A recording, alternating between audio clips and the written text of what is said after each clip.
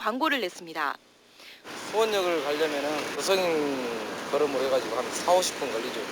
서울 동대문의 한 업체는 상가를 분양하면서 은행이자 10배의 수익을 낼 수 있다며 투자자를 모았습니다. 저금리 시대의 솔깃한 얘기지만 주변 상인들은 믿기 어렵다는 반응입니다. 월세 뭐 360만 원 점포 300이 못 받지. 그 1000대 중에 한 대 점포는 특별히 받을 수도 있지. 심지어 건축 허가도 받지 않은 상태에서 2년이면 투자 원금을 회수할 수 있다며 상가 분양 광고를 낸 업체도 있습니다. 건축허가 안 나올 수가 있기 때문에 계약금을 냈다든지 중도금을 냈을 때 그걸 회수할 수 있는 방법이 없을 수도 있습니다. 공정거래위원회는 주택이나 상가 등을 분양하면서 과장 광고를 해온 31개 업체에 대해 조사에 들어갔습니다. 월 수익을 보장한다던가 분양이 잘 된 것처럼 속이는 경우 교통이 편리한 것처럼 과장 광고한 업체들이 중점 조사 대상입니다. 거기에 대해서 뭐 과징금을 매긴다든가 아니면은 법위한 사실 시정 공포를 내린다든가 뭐. 공정거래위원회는 분양 대행사뿐 아니라 시공사도 허위 과장 광고에 개입한 사실이 드러나면 검찰에 고발하는 등 강력한 조치를 취하기로 했습니다. MBC 뉴스 이동혜입니다. 국내 1, 2위 이동통신업체인 SK텔레콤과 KTF가 광고. 지난 9일 정부의 부동산 대책 발표 이후 재건축이 불확실해진 강남의 일부 아파트는 3, 4천만 원 값이 떨어진 것으로 나타났습니다. 그러나 다른 기존 아파트의 값은 요지부동입니다. 특히 강남 이외 지역에선 오름세가 두드러지고 있습니다. 소형 아파트를 중심으로 해가지고는 조금씩은 올랐어요. 한 500 내지 1000만 원 정도는. 이 같은 현상은 결국 넘치는 시중자금 때문으로 풀이됩니다. 분양시장과 재건축 시장에 몰렸던 시중자금은 이제 다시 기존 아파트 시장으로 돌아오고 있습니다. 팔려고 내놨던 짐을 다시 걷어들인 경우도 부쩍 늘고 있습니다. 판다고 했던 사람들이 매물을 많이 걷어들였기 때문에 매물이 이제 없다 보면 가격은 올라갈 수밖에 없죠. 정부의 부동산 대책 발표 이후 강남의 집값 상승률은 크게 둔화된 반면 서울의 비강남 지역과 수도권에선 상승폭이 오히려 커졌습니다. 정부에서 건설 경기는 부양시키겠다. 대신 일부 올라가는 지역만 받겠다 이런 게 앞뒤가 좀 안 맞는 얘기죠. 이번 정부 대책으로 재건축 과열은 일단 잡혔지만 서민들이 피부로 느끼는 집값은 별반 나아질 게 없다는 분석이 제기되고 있습니다. MBC 뉴스 이명서입니다. 네, 추석을 앞두고 물가도 불안합니다. 부동산 투기 대책을 임장훈 기자가 전해드립니다. 올 들어 아파트 청약 경쟁률은 수백 대 1, 심지어 1000대 1까지 뛰어올랐습니다. 청약 1순위자만 200만 명에 이르다 보니 복권 당첨이란 말이 나올 정도입니다. 이런 청약 과열 현상을 막기 위해 정부는 이르면 다음 달부터 1순위 자격을 제한하기로 했습니다.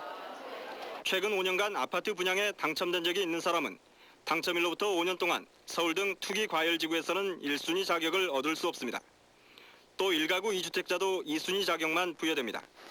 정부가 민주당과의 협의를 거쳐 내일 발표할 부동산 대책에는 세금 문제도 들어있습니다.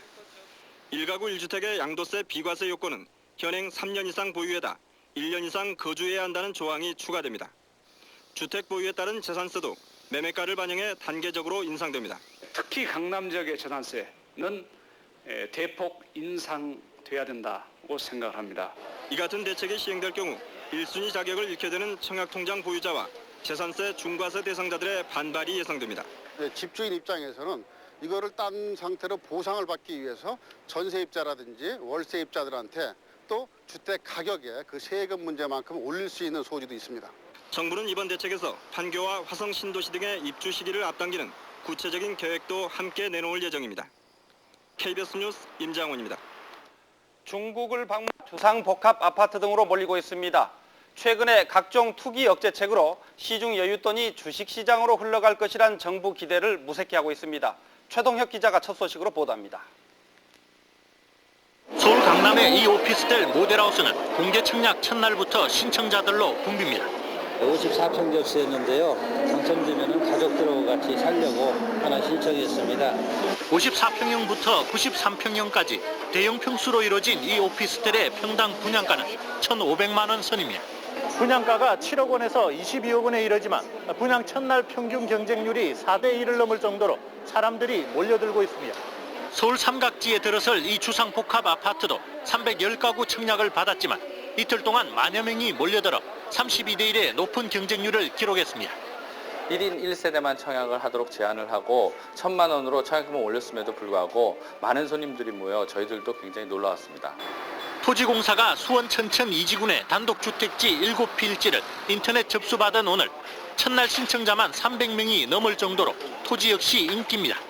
정부 대책 이외에도 시중 유동성이 풍부하기 때문에 투자 위험이 큰 아파트보다는 오피스텔, 주상복합적으로 자금이 몰리고 있습니다. 침체된 주식시장과 저금리로 시중에 떠도는 300조 규모의 뭉칫돈들이 아파트 시장 규제를 피해 오피스텔과 주상복합 등 틈새 시장으로 몰리고 있습니다. KBS 뉴스 최동혁입니다. 이런 현상은 형평성이나 일관성 면에서 정부의 부동산 정책에 허점이 있기 때문입니다. 가령 강북의 아파트 세금이 강남보다 오히려 5배 이상 많습니다. 이런 문제점들은 이재호 기자가 짚어봤습니다.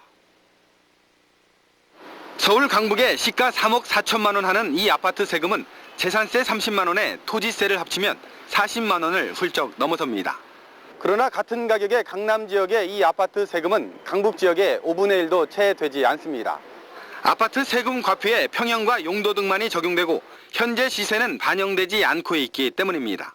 이 때문에 값비싼 강남 지역은 시세의 9%만 세금으로 내는 반면 강북 지역은 24%나 물어야 되는 모순이 빚어지고 있습니다. 강남은 집값이 우리보다 훨씬 더 비싸는데 우리가 세금을 더 많이 내야 한다는데 너무나 불공평하죠. 또한 분당과 과천 등 수도권 5개 신도시의 경우 올 상반기 집값이 13.5%나 올라서 서울에 버금가는 상승률을 보였지만 투기 과열지구 지정에서 제외됐습니다. 이미 값이 올라간 지역을 배제시켰다는 것은 시중의 부동산 자금이 그쪽으로 몰리게 할 수뿐이 없기 때문에 잘못된 정책이라고 봅니다. 이렇게 4번에 걸친 정부의 부동산 정책에 형평성 논란이 제기되고 땜질식 대증요법이라는 평가를 받으면서 시장의 신뢰를 잃고 있습니다. 경기 부양 대책에서 나왔던 대책들이 이제 다시 규제의 대상으로 급격히 환원함으로 해서 시장에 있는 수요자들 보고 상당히 혼란을 일으키고 있는 점입니다. 부동산 시장은 원칙 있고 믿을 수 있는 정부 정책을 기다리고 있습니다. KBS 뉴스 이재호입니다. 아파트 값이 천정부지로 치솟던 서울 강남의 이 아파트는 평형대에 관계없이 지난 한 주 사이에 무려 5천만 원이나 내렸습니다. 부근의 재건축을 추진 중인 이 아파트도 최근 2천만 원가량 값이 떨어졌습니다. 16평짜리가 한 4억에서 한 4억 1천 정도. 한 4억 2천 하던 거거든요. 그냥 돈 1천만 원 떨어졌다고 보시면 됩니다. 정부의 구사 집값 안정 대책과 부동산 중개업소에 대한 특별 세무조사로 부동산 시장이 얼어붙었기 때문입니다. 거래가 진짜 안 되니까 안 나오지. 누가 내놔요? 안 내놓지. 나오면 산다는 사람은 있습니까? 다 마찬가지예요. 이 같은 영향으로 지난주 서울 아파트값 상승률이 0.3%에 그쳐 지지난주 상승률의 3분의 1에도 미치지 못했습니다. 특히 은평구와 용산구는 값이 내렸고 강남구의 상승률은 0.03%에 그쳤습니다. 신도시와 수도권 지역의 상승률도 각각 0.31%와 0.32%에 머물러 내림세를 이어갔습니다. 수요는 상당히 줄어드는 반면에 매물은 다소 나올 것으로 보여지기 때문에 추석 이후에는 가격이 안정세를 찾을 것으로 판단이 됩니다. 이와 함께 전세값 오름세도 크게 꺾인 데다 26평형에서 30평형대는 0.08%의 내림세를 기록하는 등 아파트 시장이 안정세를 찾아가고 있습니다. KBS 뉴스 최동희입니다. 그러나 서울 지역 일부 고급 아파트에는 분양권에 수억 원씩 웃돈이 붙는 등 거품이 심각한 실정입니다. 계속해서 한재호 기자입니다. 다음 달 입주를 앞두고 있는 이 아파트의 35평형 분양권에는 웃돈, 이른바 프리미엄이 3억 5천만 원 넘게 붙어 있습니다. 분양가 3억 1천만 원보다 4천만 원이 많아 배보다 배꼽이 더 큰 셈입니다. 여의도에 있는 이 고층 아파트 38평형도 분양가는 2억 4천9백만 원이지만 분양권 웃돈은 2억 8천만 원대입니다. 현재 이 두 곳을 포함해 서초동의 삼성 레미안과 당산동 금호 베스트빌 등 5개 아파트의 분양권 웃돈이 분양가의 110에서 115%나 됩니다. 금년에 일부 아파트가 상당히 금액이 올라왔기 때문에 신규 분양하는 아파트도 그 수위를 맞추기 위해서 기존 분양가보다 프리미엄이 더 올라가는 것도 지금 현재 나오고 있습니다. 그러나 정부의 잇따른 부동산 대책으로 분양권 거래는 끊겨 있다시피 합니다. 가격 자체가 하락은 되지 않는 상태에서 계속 매수자만 끊겨 있는 그런 상태로 볼 수가 있습니다. 아파트 분양가가 자율화된 뒤 서울 등 대도시 아파트의 분양가도 급등하고 있습니다. 지난 6월 말 현재 서울 지역 아파트의 평균 분양가는 한 평에 966만 3천 원으로 지난해에 비해 21% 뛰었습니다. 5년 만에 95%, 거의 배로 치솟은 것입니다. 수도권과 6대 광역시 분양가도 큰 폭으로 상승했습니다. 재개발이나 재건축 사업을 건설업체가 참여하게 됨으로써 그 지나친 수주 경쟁 과정에서 높은 지가 보상이 결국 분양 가격을 상승시키는 계기를 마련하고 있습니다. 최근 아파트값이 안정세를 보이고는 있지만 한 번 치솟은 아파트값은 분양가를 올리고 이는 다시 분양권 값을 부추기는 악순환이 이어지고 있습니다. KBS 뉴스 아파트값이 1년 10개월 만에 하락세로 돌아섰습니다. 이재호 기자가 취재했습니다. 7억 원을 훨씬 넘었던 서울 강남의 이 31평형 아파트는 6억 원 이상 고가 주택에 대한 양도세 중과세 방침이 발표되면서 한 달 새 4천만 원 이상 뚝 떨어졌습니다. 강남 지역 부동산값 폭등을 이끌었던 인근 아파트의 31평형도 5천만 원이 하락한 4억 5천만 원 선에 거래되고 있습니다. 재건축 예정 아파트들도 매물이 쏟아져 나오면서 4, 5천만 원가량 떨어지고 있습니다. 3억 9천만 원을 호가하던 잠실의 이 13평형은 재건축 거품이 빠지면서 3억 3천만 원까지 매물이 나오고 있습니다. 재건축은 매물 증가로 최고 5천 이상 떨어지고 있고요. 일반 아파트인 경우는 6억 이상 고가 아파트를 중심으로 하락세를 보이고 있습니다. 지난주 서울 지역 아파트 값을 조사한 결과 국민은행은 0.2%, 부동산 정보업체인 유니에셋과 스피드뱅크는 각각 0.12%와 0.02%씩 떨어진 것으로 나타났습니다. 서울 지역 전체 아파트 값이 하락세로 돌아선 것은 지난 2000년 이후 1년 10개월 만입니다. 정부의 억제책이 지금 먹혀 들어간다고 보고요. 투기 세력이 실제적으로 투자 매력이 좀 떨어지고 있고, 분당과 일산 등 신도시 아파트 값도 1천만 원에서 3천만 원가량 떨어지는 등 부동산 시장이 본격 하락세로 접어들고 있습니다. KBS 뉴스 이재호. 쉽게 알 수 있습니다. 대부분 문을 닫았습니다. 집값이 더 내릴 때까지 기다려보겠다는 관망세가 갈수록 확산되고 있습니다. 매매가 안 된다니까. 나부터도 지금 탐색만 하지 안 사잖아. 서울 지역의 집값 하락세는 지난주에도 계속됐습니다. 조사기관에 따라 0.13%에서 0.3% 집값이 떨어진 것으로 나타났습니다. 전세값도 4주째 내렸습니다. 그동안 단기 급등된 그 아파트 금액하고요, 정부의 억제책이 같이 어우러졌는데 결국은 지금 그 전체적인 그 조정 국면에 지금 접어들었다고 볼 수가 있습니다. 그러나 서울 지역과는 달리 수도권 지역의 분양 시장은 이상 열기를 보이고 있습니다. 다음 주 분양을 앞둔 이 모델하우스는 사흘 만에 2만 명 가까운 고객이 몰렸습니다. 인천 지역의 동시 분양에서도 계약률은 90%를 넘었습니다. 모델하우스만 보지 말고 그 학교나 도로 교통 등 주변 여건을 현장 답사를 통해서 꼼꼼히 살펴볼 필요가 있겠습니다. 신용 불량자들을 시장에 진출 수요일 아주 특별한 아침에 이재용입니다. 안녕하세요. 최은영입니다. 날씨는 썰렁, 대선 열기는 후군 이렇습니다. 지금 뉴스를 보면은 항상 이 대통령 후보들의 모습이 보이고 그들의 활약상을 막 계속 기자들이 쫓아다니면서 보이잖아요. 예. 그런데 무엇보다도 안타까운 게 국민을 위한 알찬 공약보다 이 서로를 비방하는 목소리가 더 높다는 거죠. 얼마 남지 않았습니다. 이제 50일 정도 남았는데 이런저런 설을 가지고 논쟁을 벌이고 이러지 마시고 국민의 안정된 생활 또 실현 가능한 공약을 위해서 힘써 주시길 다시 한번 당부를 좀 드리고 싶습니다. 그렇습니다. 온 국민의 바람입니다. 예, 우리 저 국민들은 참 불쌍하다. 내가 도대체 누굴 찍어야 되나 이런 게 아니고 야 이분도 훌륭하시고 이분도 훌륭하시고 이랬으면 좋겠네요. 자, 그리고 어제도 우리 경기가 최근에 하강 조짐을 보이고 있다는 그런 발표가 있었습니다. 요즘에 이제 부동산 얘기들 많이 하거든요. 네. 그런데 어제 뉴스를 보니까 음마 아파트가 재개발 얘기 나오고 막 이랬었는데 재개발 안 된다 이렇게 또 발표가 나와서 많은 사람들이 이게 무슨 말인가 그 관심이 집중되고 이렇습니다. 저희가 여기에 대해서 좀 알아봤습니다. 바로 어제 강남구 대치동의 음마아파트가 강남구청으로부터 재건축 불가 판정을 받았습니다. 79년에 건축돼서 4천 가구가 넘는 규모를 생활 가지고 불편 사항은 인정을 한다. 그러나 그것은 부분적이다.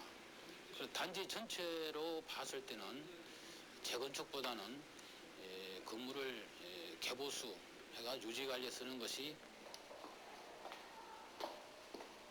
이게 아마 새로 그 재건축될 아파트의 모형도로 보이는데요. 지금 사업 단위라고 되어 있는 거 보니까 계속 재건축을 추진을 해왔던 것 같습니다. 재건축 조합 주민들은 이번 결정이 지금도 강하게 더 이상 반발하고 살 수가 있었는데요. 없다. 재건축이 안 된다는 거는 절대 그게 말도 안 되는 거고. 조합 주민들이 보여준 사진입니다. 아파트 외부 여기저기에 균열이 가고 녹이 슬어 있는 모습 볼 수가 있었는데요. 과연 집안 내부는 어떤지 한 집을 찾아가 봤습니다. 지금 물 떨어지고 있어요. 아, 천장에서 지금 물이 새는 거예요? 예, 지금 토요일 날은 여기로 완전히 폭포같이 나왔어요. 아, 여기 예. 지금 천장에서 물이 새가지고 네. 도배지도 벽지도 다 이거 떨어지고 완전히 폭포같이 예. 됐는데 네. 이제는 이거 오늘 계속 예. 받은 건가 봐요. 이쪽에서도 떨어지고 배관들이 노후가 돼서 물이 새고 있는 상황이죠. 이게 가장 수압도 세게 굉장히 약해요. 이게 가장 세게 나온 거예요. 23년이 됐는데 녹이 다 쓸었어요.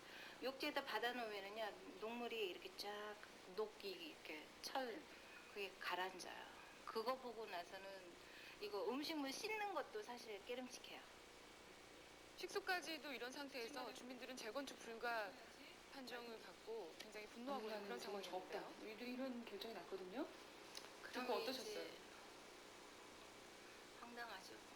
집 저런 집을 가지고 있어야 되니까. 8년 넘었어요. 8년 전에 얼마? IMF 전에 샀으니까.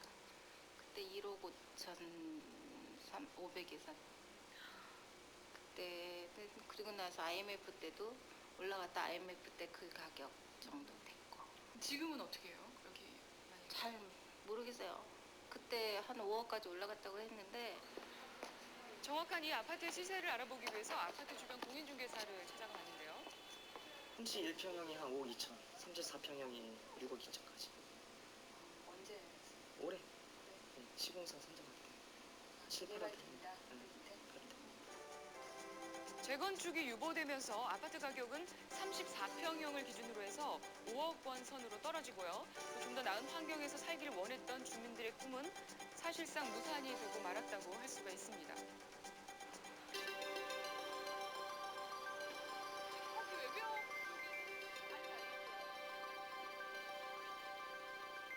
지금 이런 상태에서 근데 앞으로 계속 더 사셔야 돼요. 재개발 유보됐으면 어떻게 해요? 그래 막막하죠. 근데 다 주민 병 걸려 죽으라는 거지. 녹물 먹고 다 신동이 완전히 무너져야지만 이제 네, 사람이 몇 명 죽어야지만. 처음에 이제 애들 학교 때문에 그리고 학교나 학원 때문에. 학원이나 학교 때문에 오는데 제일 싼 곳이에요. 제일 투자액이 작으면서 내가 강남에서 살 수 있는 곳이 음마였기 때문에 들어온 거예요. 우리 집 한 집 지어서 내 집 한 집 들어가겠다는 건데 그걸 왜 말리냐? 자기 돈 내서. 자기 돈 내서. 그것도 뭐 그냥 해준 것도 아니에요. 건설업체한테 우리가 몇 억씩 내가면서 하겠다는데 왜 그걸 안 해주냐고요? 난 그 이해가 안 돼요. 그리고 왜 우리 음마 아파트가 왜 타켓인지. 예, 재개발을 하면 이제 주거 환경이 좋아지는 건 확실하죠. 근데 지금 말씀이 이제 우리 돈 내서 우리가 짓겠다는데 왜 안 되는지 모르겠다. 글쎄요. 근데 이제 이렇게 판정을 하기까지는 예. 그 여러 가지 절차에 의해서 판단을 했을 거 아니겠어요? 그렇죠. 주택건설촉진법에 네. 의하면요. 구청의 안전진단심의위원회에서 건물의 안정성에 문제가 있는지 판단을 하게 되는데요. 만약에 안정성에 문제가 있다고 판단이 되면 정밀검사를 실시를 하게 됩니다. 그리고 나서 이 정밀검사를 통과를 하면 재건축 허가가 나게 되는데 이번 음마아파트 경우에는 이 심사에서 유지보수에서 쓰면 문제가 없다. 이런 판정을 받게 된 거죠. 네, 그러면은 그 강남 지역에 재건축 예정인 아파트 값이 지금 청정부지로 오르고 있다고 그랬는데요. 그럼 지금 음마 아파트 값은 지금 오르고 있는 거예요? 올랐어요, 다? 현재 그 음마아파트 매매 가격 변화 추이를 보면서 제가 네. 설명을 좀 드리겠습니다. 강남구 대치동에 위치한 음마아파트의 최근 매매가 추이를 잠시 살펴보겠는데요. 이 1900, 예, 화면이 나오고 있죠. 2001년 10월 3억 7천에서 2002년 2월 4억 7천, 9월 5억 1천, 5억 8천까지 현재 10월 초까지 올라가 있는데요. 이 34평형을 기준으로 했을 때의 가격입니다. 이 그림을 보시면요. 2001년 10월에 재건축 추진이 급격하게 진행이 되면서 2002년 2월에 1억 가까이 급상승을 하게 되는데 네. 2002년 2월의 경우에는 이 학원가가 많이 밀집돼 있기 때문에 방학 기간 동안 이사를 많이 오게 되죠. 그러다 보니까 1억 가까이 뛰는 그런 현상을 보이게 되고 4개월 만에요. 그렇죠. 2002년 9월 같은 경우는 약간 주춤했는데 이때 재건축 요건을 강화하겠다라는 국가의 발표가 있어요. 예, 발표가 네. 있어서 약간 주춤하다가 다시 2000년 10월 초에 5억 8천까지 뛰게 되는데 네. 현재 이 재건축 불가 판정이 나면서는 네. 가격이 다시 하락하고 있는 그런 상태를 보이고 있습니다. 어쨌든 예. 지난해 10월부터 올 지금 이 시점까지 2억 1천만 원 정도가 올랐단 말이에요. 네. 그리고 이 표를 봐서 아시겠습니다만은 2월이면은 이사 비수기인데 대치동 쪽은 이렇게 2월에 그냥 집값이 뛰면서 이사들을 많이 하셨어요. 네. 그렇죠. 예, 제가 그 이유를 자세하게 네. 좀 설명을 드리겠습니다. 대치동 주변의 약도를 좀 보면요. 이쪽이 음마 아파트 대치동 거의 한가운데 위치한 음마 네. 아파트 지역이라고 할 수 있고요. 도곡역, 대치역, 하계울역으로 역세권이 형성돼 있어서 교통이 굉장히 편리한 지역입니다. 예. 그리고 각각 명문 고등학교들이 위치를 하고 있다 보니까 이 또 학원가가 형성이 돼서 교육열도 굉장히 높은 그런 곳이고요. 또 이번에 생태공원으로 다시 탈바꿈한 양재천이 흐르고 있어서 주거 환경도 살기가 굉장히 좋은 그런 곳이라고 할 수가 있습니다. 아 그렇군요. 이게 저 위치가 참 좋긴 좋네요. 그렇죠. 말로만 들었었어요. 근데 왜 이렇게 또 다른 이유가 있지 않겠어요? 이게 좀 오래된 아파트예요, 음마 아파트가. 네. 근데 이렇게 재개발을 못하게, 재건축 못하게 할 때는 또 다른 이유도 있을 것 같은데. 그렇죠. 여러 가지가 이게 복합됐다고 보거든요. 일단 그 재건축을 하게 되면은 기존에 있는 아파트를 허물어야 됩니다. 예. 그러면은 그분들이 일단 주변으로 이사를 가야 되거든요.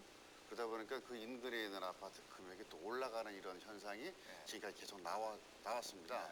그래서 지금 이것도 4천 세대 이상이 되는데 여기를 보시면은 그 인근으로 기존에 있는 아파트 금액이 올라가고 또 그로 인해서 또 기존 아파트 값이 올라가는 그런 악영향이 또 있고요.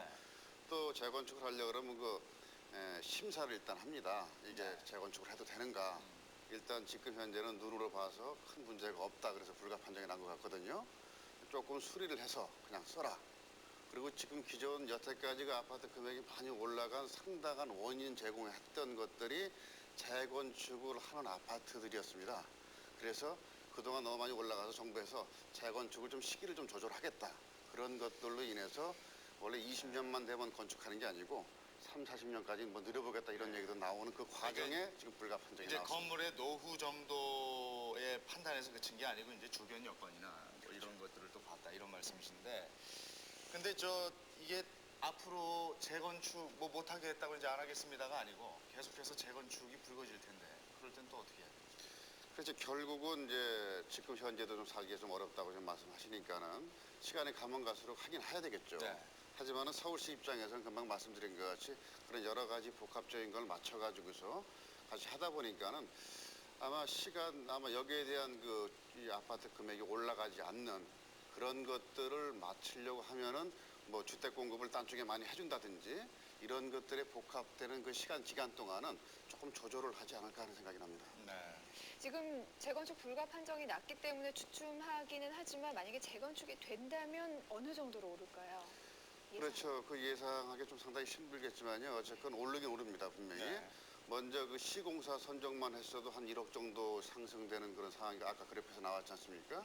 여기에 바로 재건축을 뭐 할 수 있게끔 통과됐다. 그러면은 적어도 20% 이상은 바로 그 자리에서 올라가는 그런 현상이 나오거든요. 지금 불가 판정 나왔기 때문에 아마 시간적인 기간이 많이 걸리거든요. 그러면 그만큼 뭐 이자 계산이라든지 하면 금액이 좀 떨어지겠죠. 그러니까 기간을 줄여준다 그러면 상당히 올라갈 수 있는 그런 상황이 되겠어요. 그러면 재건축 불가 판정이 나왔잖아요. 그러면은 그럼 아파트 값이 좀 안정은 돼가는 거죠? 글쎄요, 지금 뭐 강남 지역 쪽에서는 금액이 좀 조정이 되겠지만요. 이 뭐 부동산 금액이 전국적인 현상을 본다 그러면 강남은 일부 국지적인 현상이거든요. 근데 지금 뭐 강남 지역은 조정되지만은 뭐 수도권 지역 아파트 금액은 좀 올라가기도 하고 또 얼마 전에 그 서울 강북 개발한다 그래갖고 강북 지역도 지금 들먹들먹거리고 그러니까는 이 재건축이 한쪽을 잡는다고 해서 전체적으로 안정된다고 볼 수는 없겠죠.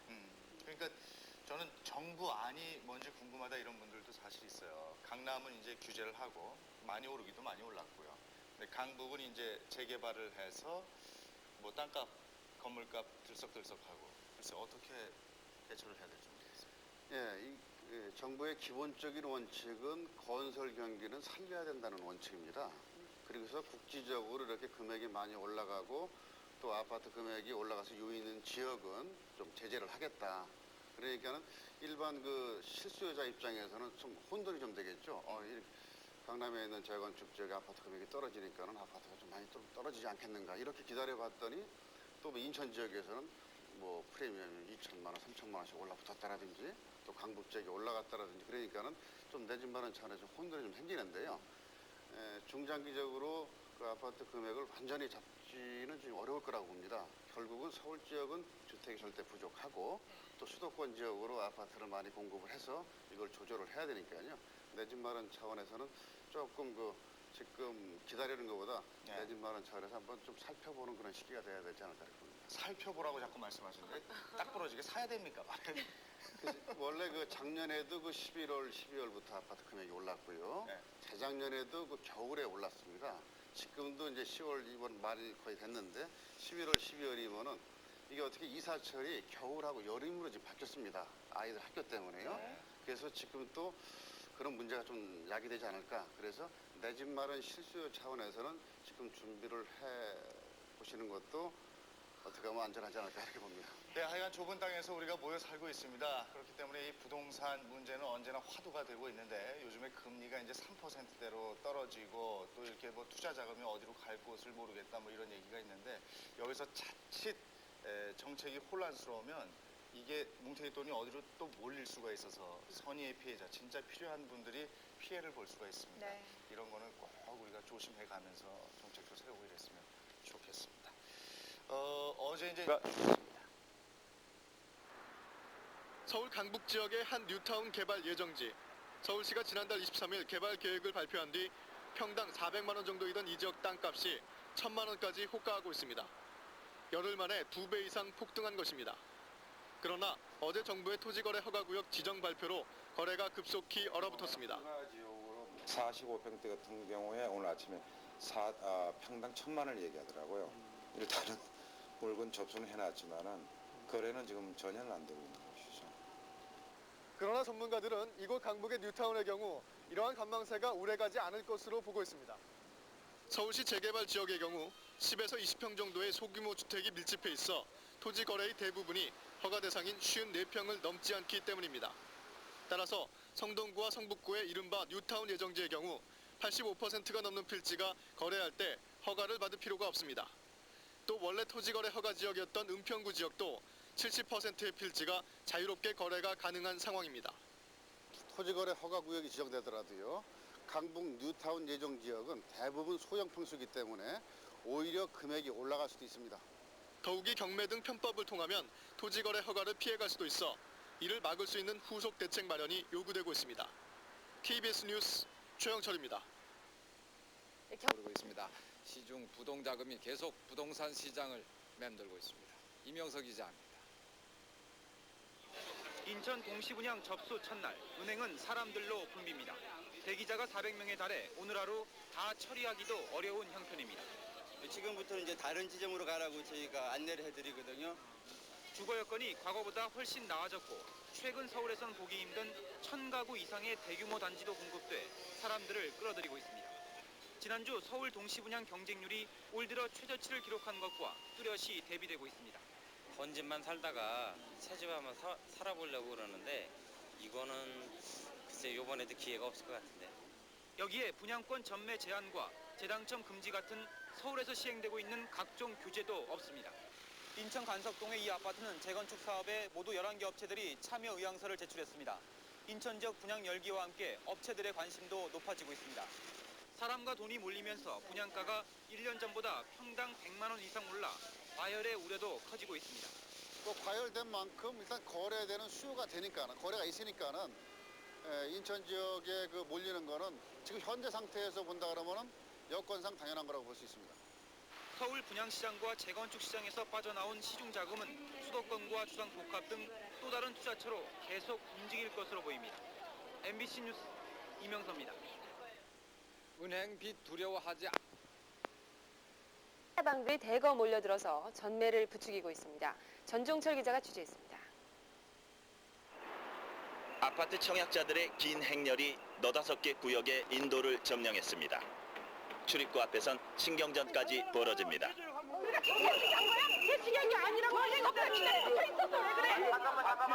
오늘 접수 창구는 모델하우스뿐만 아니라 부근의 은행 9곳에도 마련돼 뜨거운 청약 열기를 보여줬습니다. 모델하우스 뒤쪽 공터는 이동식 중개업자, 이른바 떴다방 천지입니다. 청약자들의 전화번호를 받아 적으며 전매를 부추깁니다. 저희 이렇게 돌아다니다가 파신다는 분들 있으시잖아요. 그런 분들, 파신 분들 있잖아요. 그런 분들께 연결해 주는 거예요. 청약자들 가운데는 일단 신청하고 보자는 사람들이 많습니다. 사실 거예요? 되면은? 승리 좋고 그러면은 살고 안 좋으면은 팔 거고. 이러다 보니 실수요자는 뒷전에 처집니다. 100명, 200명 정도 조사해 보면은 거의다가 단기 투자를 노려주신 분들이고 입주를 원하시는 분은 100명 중에 10명도 안 돼요. 수천만 원대 웃돈 얘기가 공공연히 나돕니다. 사람들 말하는 거 보니까 한 5천만 원부터 7천 정도 얘기하는 것 같더라고요. 마감일인 오늘까지 청약한 사람은 모두 4만 5천여 명. 경쟁률은 52대 1로 잠정 집계됐습니다. 이에 앞서 이달 초 잠실 롯데캐슬의 청약 경쟁률이 250대 1을 기록하는 등 이른바 목 좋은 지역의 주상복합 아파트는 다시 투기장으로 변하고 있습니다. KBS 뉴스 전종철입니다. 하지만 주상복합 아파트는 일반 아파트에 비해서 관리비가 비싸고 교통도 불편한 점이 많아서 거품은 곧 꺼질 것이라는 전망도 나오고 있습니다. 이재호 기자입니다. 주상복합 열풍을 주도했던 이 아파트는 최근 입주를 시작하면서 분양가보다 무려 2배 반이나 값이 올랐습니다. 3억 원에 분양된 35평형이 8억 원을 호가하고 있습니다. 강남이나 분당 같은 인기 지역은 입지 여건이 좋은 데다가 대기 수요가 항상 있기 때문에 당분간 강부합세를 유지할 것으로 보입니다. 부동산 경기 침체 조짐 속에서도 목 좋은 곳의 주상복합에는 예외 없이 청약자들이 몰리고 있는 것도 이 때문입니다. 게다가 주상복합은 청약 통장이 없어도 신청할 수 있고 사실상 전매 제한까지 없어서 투기 수요가 몰리기에 좋은 조건을 갖추고 있습니다. 지금 부동산 투자할 데가 없으니까 아파트 누르니까 일로 오는 거예요. 주상복합 전매가 가능하니까. 그러나 주상복합은 관리비가 비싼 데다 전용 면적이 작고 주차나 환기 등 불편한 점도 적지 않습니다. 이런 약점 때문에 부동산 거품이 빠지기 시작할 경우 일반 아파트보다 하락폭이 그만큼 클 수밖에 없습니다. 노열층이 당첨이 되면은 프리미엄을 받고 단기간 내에 판다는 투기 수요가 대부분이기 때문에요. 이 경쟁률이 높다는 것은 의미가 없습니다. 부동산 업계는 경기 하락 속도가 빨라질 경우 주상복합 시장에 일고 있는 과열 현상도 빠른 속도로 식을 것으로 내다보고 있습니다. KBS 뉴스 이재호입니다. 내년 3월로 예정돼 있는 마련을 위한 꿈이 점점 멀어져가는 것 같은데 새 정부는 어떻게 이 집값을 잡겠다는 것인지 새 정부의 부동산 정책을 박범수 기자가 보도합니다. 집을 사기가 점점 어려워지고 있습니다. 서울 지역 아파트값 평균 상승률은 2000년 3.3%이던 것이 작년에 17.5%로 껑충 뛰었고 올해는 무려 29.3%를 기록했습니다. 새 정부의 주택 정책은 서민 주거 생활의 안정을 목표로 하고 있습니다. 물가, 부동산 등등에 관해서 가격이 폭등하거나 하는 일이 없도록 확실하게 잡아나가겠습니다. 이를 위해 투기 억제와 주택 공급 두 가지 축으로 정책 방향이 잡혀 있습니다. 6억 원 이상 고가 주택에 대한 중과세 고수, 주택 250만 원 건설, 전월세값 통제, 그리고 불량주택 정비 지원 등이 중점 추진될 계획입니다. 여기에 노 당선자는 어제 인위적인 경기 부양을 하지 않겠다고 말해 연말에 일단 상승세가 꺾인 집값은 내년에도 하향 안정세가 유지될 것이란 전망입니다. 투기는 분명히 잡겠다 이런 어감이 강하기 때문에 내년의 아파트 금액은 물가 상승률 정도 약간 쫓아가는 정도뿐이 되지 않을까 이렇게 예측이 됩니다. 하지만 행정수도 이전의 대상인 충청권 지역을 중심으로 투기 바람이 불고 있어 새 정부의 조치가 필요하다는 지적이 나오고 있습니다. MBC 뉴스 박범수입니다. 최근 부동산 가격이 안정되고 있다면서 재산세 가산율을 현행대로 유지하기로 한 겁니다. 조승원 기자입니다. 투기 과열 지구 아파트에 재산세를 올리기로 방침을 세웠던 정부는 지난달 중순 가산율을 최고 30%까지 인상하는 공고안을 마련해 각 자치구에 내려보냈습니다. 그러나 서울 시내 25개 자치구는 정부의 인상안을 거부하고 현행 가산율을 그대로 유지하기로 결정했습니다. 부동산 거품이 빠지고 아파트값도 안정세로 돌아섰다는 게 구청 측이 제시한 이유입니다. 주택 가격의 전망이 불투명하고 또 주택 가격이 상당히 안정돼 있기 때문에 실제로 수도권 지역 아파트 매매 가격 상승률은 지난 9월을 정점으로 하락세를 면치 못하고 있습니다. 작년에 이미 상당폭이 올랐기 때문에 금년에는 조정으로 갈 거라고 봅니다. 그 이유는 정책적인 상태로 해서 세금 문제라든지 또 다주택자들한테 불리하게 지금 돼 있습니다. 재산세 인상을 의욕적으로 추진해왔던 행정자치부도 한 발 빼는 분위기입니다. 6월 1일 전후해서 그때의 상황을 보고 시정근고를 하든지 현행을 그대로 가든지 결정. 수도권의 부동산 시장은 행정수도 건설 소식의 충격에서 벗어나지 못하고 있습니다. 재산세 인상이라는 특단의 안정책이 필요 없어질 만큼 이제 가라앉았습니다. MBC 뉴스 조승원입니다. 시장에 나온 아파트 모델하우스입니다. 지하철역이 가깝고 2천 가구가 넘는 대규모 단지지만 모델하우스는 한산합니다. 찾아온 사람들 대부분은 내 집 마련을 원하는 실수요자들입니다. 1순위 통장을 가지고 있어가지고요. 여기 5호선도 가깝고 그래서 청약 한번 받아볼까 해서 왔습니다. 140여 가구를 분양하는 다른 모델하우스도 한산하기는 마찬가지입니다. 공급 물량이 모두 20, 30평형대로 실수요자들을 겨냥했지만 예상보다 관심이 적은 편입니다. 지난 연말부터 아파트 값이 하락세에 접어들면서 분양시장에 투기적 가수요가 줄어들었기 때문입니다. 분양권 전매 제한하고요. 또 부동산 시장이 또 불투명하기 때문에 가수요는 줄고 실수요자 위주로 청약이 늘어나는 것 같습니다. 이번에 분양되는 아파트는 대부분 강북 지역에 몰려있고 전체 970여 가구의 공급 물량 가운데 90% 이상이 20, 30평형대의 중소형 아파트입니다. 이번 동시 분양에서도 입지 여건에 따라 청약 경쟁률에 큰 차이가 나는 양극화 현상이 나타나고 있습니다.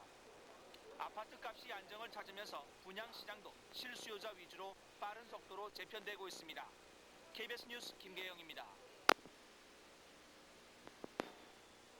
인수위가 선시공 후 분양제 도입을 검토하고 있는 가장 큰 이유는 부동산 투기를 막기 위해서입니다. 서민들의 주거 안정을 위해 투기 수요를 원천 차단하겠다는 것입니다. 건설사 부도로 계약자들이 피해를 보는 사례도 막을 수 있습니다. 다 지어진 집을 직접 보고 고를 수 있기 때문에 아파트 품질도 좋아집니다. 그러나 부작용도 만만치 않습니다.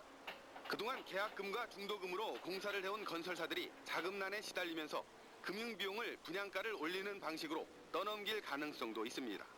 아파트를 짓는 3년 동안 자금 조달과 아파트 완공 후에도 100% 분양에 대한 보장이 없기 때문에 그 점이 걱정이 됩니다. 아파트 완공 때까지 2, 3년 동안은 매물이 부족해져 수급난도 예상됩니다. 다 지어놓은 집을 사기 때문에 안전할 수 있는 장점은 있지만 금융비용 등 분양가 인상 요인이 있기 때문에 신중한 실시가 필요합니다. 인수위는 부동산 시장에 미칠 파장을 종합 검토해서 구체적인 실시 시기와 방법을 마련할 계획입니다. KBS 뉴스 이재호입니다. 최근에 얼어있는 강이나 저수지에 빠지는 사고가 자주 일어나고 있는데요. 이럴 때도 반드시 119에 구조 요청을 하십시오. 119 구조대가 여기에 대비한 훈련도 하고 있습니다. 김병룡 기자가 다녀왔습니다. 얼음이 얼어있는 한 저수지.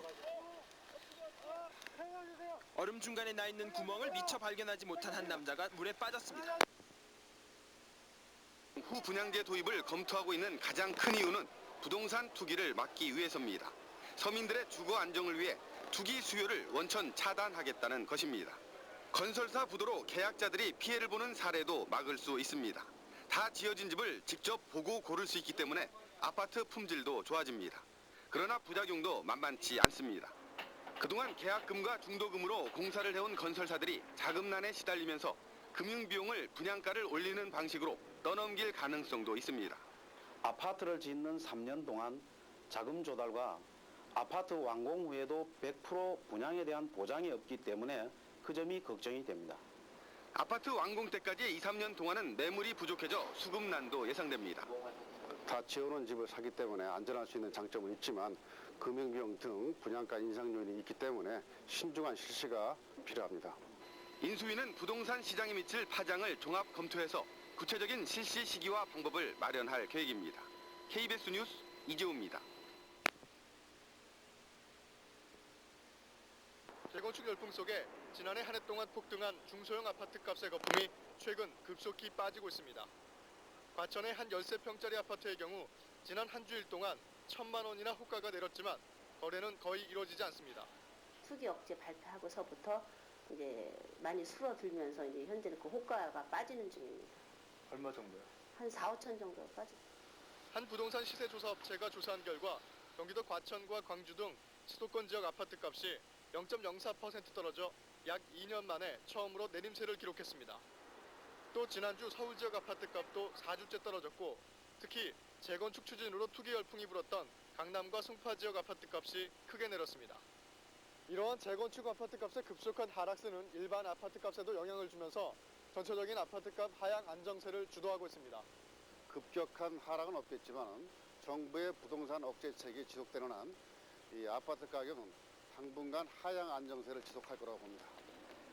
전세값도 겨울방학 이사철을 맞아 이른바 일부 학군 우수 지역은 오름세가 나타났지만 전체적으로 안정세를 보였습니다. KBS 뉴스 최영철입니다. 하면서 침체를 계속하고 있습니다.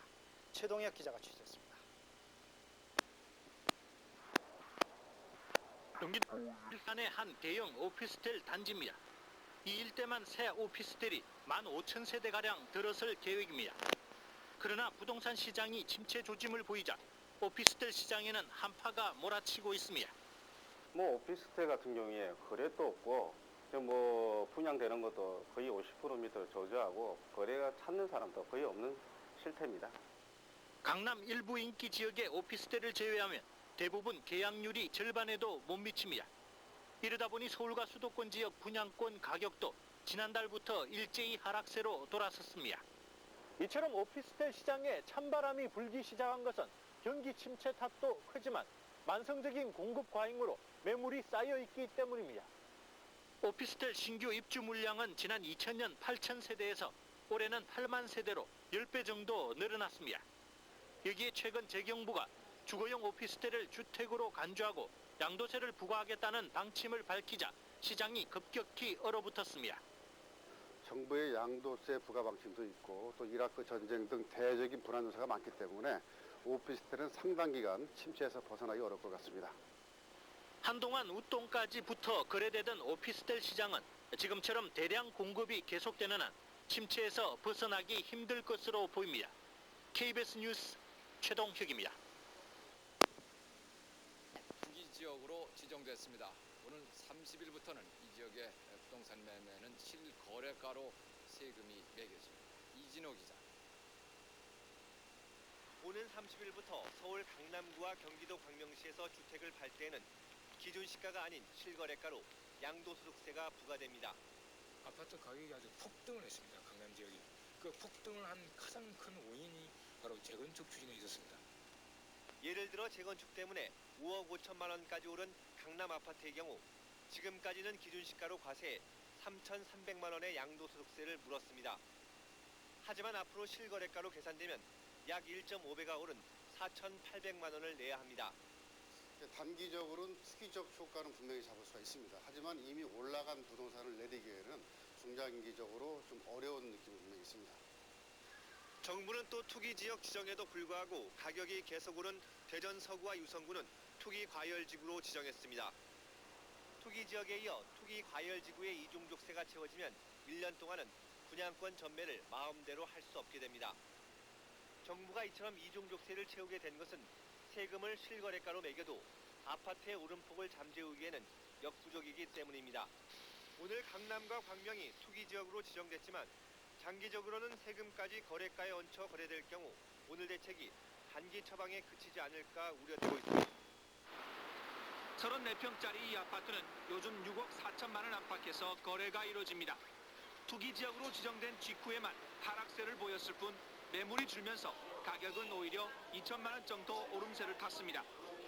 매수 분위기가 끊기질 않아가지고 이 장기적으로는 가격 불안 요소가 좀 있는 것 같습니다. 재건축 아파트를 중심으로 값이 오르면서 서울 아파트 평당 가격도 상승했습니다. 이렇게 펼쳐놓은 신문의 크기가 한 평입니다. 신문 크기의 서울 아파트 값이 1,015만 원에 이르는 것으로 나타났습니다. 지난달 처음으로 1,000만 원을 넘어선 뒤 약 20일 만에 15만 원이 올랐습니다. 서울 아파트 평당 가격은 지난 99년 평당 600만 원대에서 2001년 700만 원대로 지난해에는 900만 원대로 껑충 뛰었습니다. 강남과 서초, 송파 등 8개 구의 평당 가격이 1,000만 원을 넘었고 도봉과 금천, 은평 등 7개 구는 600만 원대에 머무르고 있습니다. 재건축 아파트가 계속 오르고 또 거기다 신규 분양 아파트 금액이 계속 올라가다 보니까는 주변 기존 아파트도 덩달아 금액이 올라가고 있습니다. 경기 침체가 본격화되고 있지만 아파트 가격 오름세는 좀처럼 꺾이지 않고 있어 서민들의 내 집 마련은 갈수록 어려워지고 있습니다. KBS 뉴스 김계영입니다. 34평짜리 이 아파트는 요즘 6억 4천만 원 안팎에서 거래가 이루어집니다. 투기 지역으로 지정된 직후에만 하락세를 보였을 뿐 매물이 줄면서 가격은 오히려 2천만 원 정도 오름세를 탔습니다. 매수 분위기가 끊기질 않아가지고 이 장기적으로는 가격 불안 요소가 좀 있는 것 같습니다. 재건축 아파트를 중심으로 값이 오르면서 서울 아파트 평당 가격도 상승했습니다. 이렇게 펼쳐놓은 신문의 크기가 한 평입니다. 신문 크기의 서울 아파트 값이 1,015만 원에 이르는 것으로 나타났습니다. 지난달 처음으로 1,000만 원을 넘어선 뒤 약 20일 만에 15만 원이 올랐습니다. 서울 아파트 평당 가격은 지난 99년 평당 600만 원대에서 2001년 700만 원대로 지난해에는 900만 원대로 껑충 뛰었습니다. 강남과 서초, 송파 등 8개 구의 평당 가격이 1,000만 원을 넘었고 도봉과 금천, 은평 등 7개 구는 600만 원대에 머무르고 있습니다. 재건축 아파트가 계속 오르고 또 거기다 신규 분양 아파트 금액이 계속 올라가다 보니까는 주변 기존 아파트도 덩달아 금액이 올라가고 있습니다. 경기 침체가 본격화되고 있지만 아파트 가격 오름세는 좀처럼 꺾이지 않고 있어 서민들의 내 집 마련은 갈수록 어려워지고 있습니다. KBS 뉴스 김계영입니다. 건설교통부는 내일 중앙도시계획위원회를 열어 경기도 김포와 파주를 신도시 건설 지역으로 확정할 예정입니다. 김포 신도시는 분당보다는 작고 일산보다는 약간 큰 500만 평 규모로 7, 8만 가구 규모의 아파트와 단독주택이 들어설 예정입니다. 김포 신도시는 송도 신도시나 김포 경제특구 등과 연계해 개발되며 신공항철도 등 교통망이 확충될 예정입니다. 파주 신도시는 평촌의 2배쯤 되는 300만 평 규모로 약 3, 4만 가구의 아파트와 주택이 들어설 예정입니다. 기존의 운정교화지구, 출판단지 등과 연계해 개발되며 제2자유로가 교통대책으로 제시될 것으로 전망됩니다. 건설교통부는 이들 신도시 지역에 대한 투기를 막기 위해 곧바로 토지거래 허가구역으로 지정한 뒤 환경영향평가와 교통대책 등을 담은 실시 개발 계획을 확정할 예정입니다. 김포와 파주 신도시에 대한 아파트 분양은 오는 2006년께 그리고 입주는 2008년 후반쯤 이루어질 것으로 예상되고 있습니다. 그러나 이들 두 신도시가 서울 도심에서 불과 3, 40km밖에 떨어져 있지 않아 수요가 크지 않을 것으로 예상되는 데다 서울 서북 쪽에 치우쳐 있어서 부동산 시장을 안정시키는 효과를 거둘 수 있을지는 미지수입니다. KBS 뉴스 이재호입니다. 도시로 확정됐습니다. 이 메모드 신도시가 과연 수도권 집값 안정에 어느 정도 역할을 할지 주목됩니다. 저 소식으로 경제부 김계형 기자와 함께 자세히 알아보겠습니다. 김 기자. 네. 서울의 서북부 김포시 그리고 파주시로 신도시가 확정이 됐는데 구체적으로 어떤 규모, 어떤 일정으로 조성이 되는 겁니까? 네, 그렇습니다. 우선 김포 신도시는 480만 평 규모로 조성되고 파주 신도시는 275만 평 규모로 신도시가 조성될 예정입니다. 김포시 장기동과 양춘면 일대에 들어서는 김포 신도시는 분당보다는 작고 일산보다는 조금 큰 규모입니다. 파주시 교화지구 일대에 조성되는 파주시는 평촌보다는 조금 큰 규모입니다. 김포시에는 약 7만 가구가 들어서 21만여 명이 입주하게 되고 파주시에는 약 4만 7천 가구가 공급돼 14만여 명이 역시 입주하게 됩니다.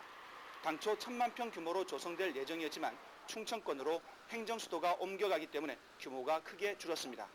오는 2006년쯤 아파트 분양이 시작되고 2008년쯤에는 입주가 가능할 것으로 보입니다. 네.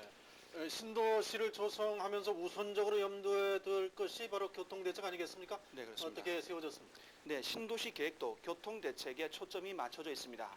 김포 신도시는 김포 경제특구와 연계해서 개발되기 때문에 신공항 철도와 서울 지하철 9호선 등이 들어가는 등 교통망이 크게 확충될 예정입니다. 파주 신도시는 기존의 운정교화지구 그리고 출판단지 등과 연계해서 개발되며 제2의 자유로가 교통대책으로 제시될 것으로 전망됩니다. 정부가 신도시를 만들려 하는 것은 무엇보다도 대규모 공급을 통해서 집값을 안정시키겠다 이거 아니겠습니까? 네, 그렇습니다. 어느 정도나 효과가 있을 것으로 봅니까? 네, 일단 신도시 계획이 발표되면 심리적인 면에서 영향을 미치게 됩니다. 앞으로 주택 공급이 크게 늘어날 것이라는 전망 때문에 당장 급하게 주택을 사야 한다는 수요자들의 심리를 진정시킬 수 있기 때문입니다. 김포와 파주 등 두 신도시에 공급되는 아파트가 10만 가구가 넘습니다. 당장 주택값에 큰 영향을 주지는 않겠지만 수도권 부동산 시장이 장기적으로 안정되는 효과를 가져올 수 있을 것으로 건설교통부는 기대하고 있습니다. 네. 문제는 이런 집값 안정의 효과가 지금 어떤 그 대책도 약효를 발휘하지 못하고 있는 강남의 집값, 이른바 투기의 진원지를 진정시킬 만한 파급 효과가 있느냐 이런 건데 이른바 강남 대체 효과 이번 신도시 건설 목표에도 들어가 있는 거죠? 네, 그렇습니다. 하지만 그 두 신도시의 위치가 문제입니다. 김포와 파주 모두 서울 서북 쪽에 몰려 있습니다. 이 때문에 부동산 가격 상승의 진원지인 강남의 집값을 잡기에는 다소 어렵지 않겠나는 전망도 조심스럽게 나오고 있습니다. 부동산 전문가의 이야기를 들어보겠습니다. 네, 공급으로 그 아파트 가격을 막는 게 맞습니다. 하지만 강남 수요가 갈 수 있는 지역에 그 신도시 개념이 나와야 전반적인 그 아파트 가격이 안정될 거라고 봅니다. 이런 전망 때문에 건교부가 신도시 후보지 선정에 고심하기도 했습니다. 건교부는 일단 내년에 분양이 시작되는 판교 신도시가 강남 수요를 흡입해 줄 것으로 예상하고 있습니다. 이 때문에 판교에 들어서는 주택수를 당초보다 10,000 가구 이상 물량을 늘리기도 했습니다. 또 올 하반기에는 주택시장의 가격 추이를 보고 신도시를 한 곳 추가로 건설하는 방안도 추진하고 있습니다. 네. 이런 신도시 계획과 함께 정부가 부동산 투기 시에 완전 타결됐습니다. 큰 대책을 내놨죠. 분양권 올리기로 했습니다. 이수연 기자입니다.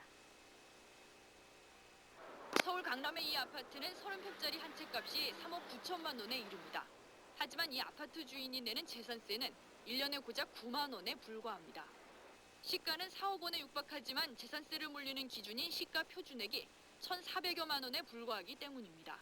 오히려 1,700만 원짜리 승용차 주인이 내는 자동차세가 4배 이상 비쌀 정도입니다. 살 때는 세금이 많이 나오지만은 일단 보유하기만 하면은 세금이 적기 때문에 여러 채를 보유하는 경향이 많습니다. 정부는 이에 따라 올 상반기 안에 부동산 보유 과세를 대폭 강화하는 방안을 마련하기로 했습니다. 부동산 과표를 앞으로 5년 동안 단계적으로 현실화하기로 하고 종합토지세는 올 10월 납부분부터, 재산세는 내년분부터 강화된 과표를 적용할 계획입니다. 부동산 보유과세가 제대로 정상화해서 선진국 수준으로 적절한 부동산 보유과세 부담이 이루어지도록 하는 그런 제도적 개선까지. 정부는 또 재정경제부 주도로 태스크포스팀을 구성해 현재 지방세에 포함되어 있는 재산세를 국세로 전환하는 방안도 검토할 방침입니다. 하지만 과연 재산세 중과세만으로 부동산 투기 바람을 잡을 수 있을지는 의문입니다. 이와 함께 주택이 한 채뿐인 실수요자의 피해를 막기 위한 보완 대책도 함께 마련해야 한다는 지적이 나오고 있습니다. KBS 뉴스 이수연입니다. 지은 지 24년 된 서울 강남의 이 아파트 31평형 값은 5억 5천만 원입니다. 지난 한 달 새 8천만 원이나 뛰었습니다. 재건축 소문이 돌면서 집을 내놨던 사람들이 대거 매물을 거둬들였기 때문입니다. 실제로는 어떤데요? 실제로 무범도 호가만 되는 거예요. 뭐 10억 된다는데 이제 버리시면. 서울 강남과 강동, 송파, 서초 등 이른바 빅4로 불리는 지역의 아파트 60%가 16년이 넘은 재건축 가십권 아파트로 현재 값이 비슷한 양상입니다. 17만여 가구가 살고 있는 이 아파트들이 최근에 서울 강남 지역 아파트값 급등을 주도하고 있습니다. 분양권 전매 금지 조치 이후 재건축 승인 가능성이 높아지면서 반사 이익을 기대하기 때문입니다. 내놔요? 아니면 더 갖고 있어요 현재? 아니 지금 팔 사람은 없어요. 왜요? 아무도 뭐 재건축 되는 거로들 믿고 있습니다. 신도시로 지정된 김포와 파주 지역 아파트값도 큰 폭의 상승률을 보였습니다. 이 아파트는 신도시 발표 이후 지금까지 1,500만 원이 올랐지만 매물은 거의 없습니다. 가옥주들이나 매도를 원하는 사람들이 물건을 전부 회수를 한 상태에서 호가만 오르고 있는 상태입니다. 거래는 되지 않고. 이처럼 서울 강남의 집값을 안정시키기 위해 정부가 내놓은 신도시 개발이나 분양권 전매 금지 조치 등이 제대로 먹혀들지 않고 있습니다.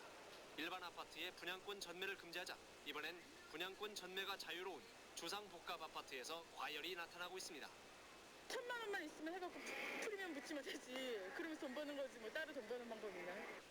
최근 들어 주택시장에 가수요뿐만 아니라 실수요자들이 합세하면서 과열 양상마저 빚고 있습니다.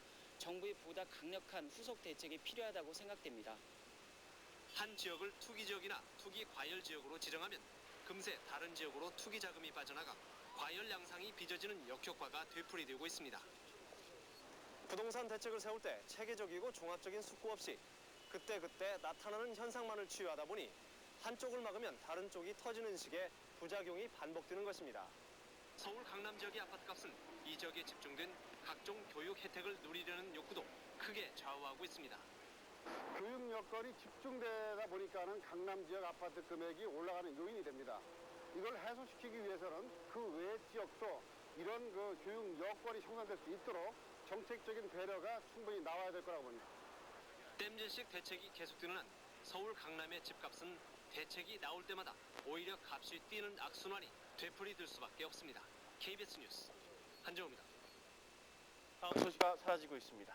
집중 취재 먼저 김대홍 기자입니다. 최근 경기도 김포의 아파트 분양권을 산 박모 씨는 거래가를 낮춰 계약서를 쓰자는 매도자의 요구를 거절했습니다. 실거래가인 4,500만 원으로 하는 것보다 2천만 원으로 낮췄으면 분양권 매도자는 양도소득세를 1,600만 원에서 700만 원으로 900만 원 줄일 수 있습니다. 그래서 분양권을 판 사람은 박 씨에게 300만 원을 깎아주겠다고 제안했습니다. 두 사람 다 나쁠 것이 없는데도 박 씨는 실제 계약서를 고집했습니다. 지금 금액을 내가 낮춰 써줬다가 나중에 집을 팔 적에 양도세 늘어나는 부분에 대해서 제가 바가지 쓰니까 안 된다고 했습니다. 실제 지불했던 금액을 확인하려고 할 테니까 매도인과 매수인 사이에 그 세금 때문에 많은 분쟁이 생길 소지가 있습니다. 양도소득세를 실거래가로 과세하는 투기 지역이 확대되면서 이러한 현상은 더욱 두드러지게 나타나고 있습니다. 이전에는 계약서를 줄여 쓰는 게 관행적으로 80~90% 정도가 됐는데 이제는 한 10% 정도도 안 되고 있습니다. 세무당국의 집중 단속에다 나중에 불이익을 받을지도 모른다는 인식이 확산되면서 그동안 관행적으로 이루어져온 이중 계약서가 점차 사라지고 있습니다. KBS 뉴스 김대홍입니다. 차익을 노리고 전매됐던 것으로 드러났습니다. 전종철 기자입니다. 지난 2001년 4월 분양해 최근 입주한 아파트 단지입니다. 53평형 한 가구의 분양권 흐름을 추적해봤습니다. 분양받은 바로 다음 달에 분양권이 다른 사람에게 넘어갔습니다. 이후 2차례 더 전매돼 분양권 주인이 3차례 바뀌는 동안 웃돈이 무려 5억 원이나 붙었습니다. 50평대가 분양 당시에 6억 8천 선. 그럼 지금 현재 가격이 10억 선 하네. 이처럼 시세 차익을 위해 아파트 분양권을 되판 경우가 입주 물량의 절반 가까이나 된다는 조사 결과가 나왔습니다. 조사 대상 1000여 가구 가운데 분양권이 전매된 것은 48%, 절반 정도 됩니다. 이 가운데 한 차례 전매는 29%, 두 차례 17%, 세 차례 전매는 2.4%였습니다. 특히 분양받은 뒤 한 달 안에 되판 이른바 초단타 매매가 28%나 됐습니다. 이렇게 입주 전에 분양권 전매가 많았다는 것은요, 실수요자보다 투기 세력 또는 시세 차익을 노린 가수요자가 많았다는 것을 반증하는 겁니다. 결국 이처럼 전매가 성행하면서 아파트값 광풍을 불렀습니다. KBS 뉴스 전종철입니다. 수사가 진전되면 액수는 훨씬 더 많아질 것으로 추정됩니다. 이용마 기자입니다. 경기도 안양시 비산동의 한 재건축 아파트입니다. 44개 동 3,800세대의 대규모 단지로 공사비만 5,600억 원 정도로 추정됩니다. 시공사는 삼성물산이지만 삼성물산에서 다시 여러 자재 납품이나 설비공사 하도급을 받은 업체만 120여 개에 달하고 있습니다. 재건축 조합장 홍모 씨와 총무이사 전모 씨는 하도급 업체를 선정하면서 25억 원을 받은 것으로 드러났습니다. 또 안양시청에 근무하던 강모 씨는 감리업체를 선정해주고 이 업체로부터 1,500만 원을 받았습니다. 옛날에 감리자로 건축주가 선정을 했어요. 건축주가 선정을 하면 비리가 많이 발생한다고 생각을 해가지고 선정 자체는 시에서 해줘라. 조합 간부들에게 수억 원씩 주고도 공사를 따지 못한 일부 업체들은 비리를 폭로하겠다고 협박해 조합으로부터 오히려 15억 원을 뜯어냈습니다. 여기엔 은행원도 개입했습니다. 국민은행 노조위원장 김모 씨는 조합의 비리를 이용해 4억 원을 뜯어내고 조합 이주비 1,200억 원을 예금으로 유치했습니다. 재건축 인허가 관련 공무원 상대 로비 혐의에 대해서는 지금 저희들이 계속 수사를 하고 있어서 검찰은 하지만 시공사인 삼성물산의 당시 사업소장이 해외로 출국해 삼성물산이 공사를 따내는 과정에 대한 수사는 제대로 못했다고 밝혀 실제 뇌물 액수는 밝혀진 것보다 훨씬 클 것으로 보입니다. MBC 뉴스 이용마입니다. 사실 아파트 재건축 조합에 대한 비리는 암암리에 알려져 왔습니다. 재건축 조합 간부들은 공사업체를 선택하는 막강한 권한을 갖고 있는 만큼 이런저런 비리에 휘말릴 가능성도 크기 때문입니다. 박준우 기자입니다. 재건축 조합 간부들은 시공과 감리, 하도급 업체 선정 과정에서 유형 무형의 영향력을 행사합니다. 오늘 검찰에 걸린 안양 비산동 주공처럼 전국 5위권의 대형 사업인 경우에는 그래서 더욱 경쟁업체들의 필사적인 로비의 대상이 됩니다. 검찰은 삼성물산으로 시공업자가 선정되는 과정에서 60억 원이 뿌려졌다는 첩보를 입수해 진상 파악에 나섰습니다. 하도급 업체들도 로비의 예외일 수 없었습니다. 하도업체 승인에 대해서는 최종된 거를 조합의 승인을 받게끔 계약서상에 그렇게 되어 있습니다. 1,200억 원에 이르는 2,500여 조합원들의 이주비를 어느 은행에 유치하느냐도 커다란 이권입니다. 몇천억 원짜리 대형 공사의 거의 모든 과정에서 결정권을 쥐고 있는 조합은 그래서 비리에 휩싸일 가능성이 그만큼 큽니다. 재건축 조합 그 임원진들한테 잘 배워야 되고 또 그래야 그 공사를 딸 수가 있고 또 거기에 대한 이익을 얻을 수 있기 때문에 이런 일이 여태까지 계속 일어났던 일이거든요. 재건축 비리가 분양가 상승을 부추긴다는 판단에 따라 검찰은 법적 개선책을 마련해 관계 부처에 건의하기로 했습니다. MBC 뉴스 박준호. 재건축 추진 지역의 용적률이 크게 줄었습니다. 박성준 기자입니다. 재건축 추진으로 관심을 모아온 서울 강남구 청실아파트와 국제아파트는 당초 예상했던 3종 용적률 250%보다 크게 줄어든 2종 용적률 200%로 하향 결정됐습니다. 현재 주로 30평대인 1375세대를 560평형대로 1:1 재건축하려던 청실아파트의 경우 이번 결정으로 일단 사업 자체가 불가능해졌습니다. 248%의 용적률에서 3종에 맞는 용적률에서 적용했는데 현재 2종을 하라 그러면은 사실상 불가능하고 뿐만 아니라 고층 아파트로의 재건축을 노려온 강남구 논현동과 일원동의 주택단지들도 용적률이 2종으로 낮게 결정되면서 고층 아파트로의 재건축이 사실상 불가능해졌습니다. 지난 9월 5일의 재건축 대책으로 안 그래도 얼어붙고 있는 강남의 재건축 경기는 더욱 냉각될 전망입니다. 총 3분화까지 겹쳐서 재건축 자체가 추진하기 힘든 지역도 많이 나올 거기 때문에 그 매물이 같이 덩달아 나올 수 있고 이로 인해서 가격은 상당한 그 하락이 지속될 수 있습니다. 서울시는 일단 용적률이 200%로 낮게 결정된 단지라도 서로 통합해 단지 규모를 늘리고 대형 도로와 공원을 유치한다면 용적률을 250%로 풀어주겠다는 입장입니다. 하지만 시공사와의 수지 타산을 고려할 때 도로나 공원을 만들기가 쉽지 않기 때문에 이래저래 강남의 재건축을 하겠다고 밝혔습니다. 이석호 기자의 보도입니다. 한나라당 최병렬 대표는 어제 정부 한 뭉칫돈들이 지방으로 몰리는 현상이 감지되고 있습니다. 서울 강남뿐 아니라 부동산 시장 전체의 안정을 위한 대책의 필요성이 새롭게 제기되고 있습니다. 나시나 기자가 보도합니다. 정부의 12구 부동산 대책 이후 숨을 죽였던 부동산 시장에서 강남 재건축 급매물이 본격적으로 나오기 시작했습니다. 투자용으로 집을 샀던 다주택 소유자들이 내년부터 적용될 것으로 보이는 양도세, 보유세 강화 조치를 피하기 위해 재건축과 소형 아파트의 가격을 낮춰 급매물을 내놓기 시작했습니다.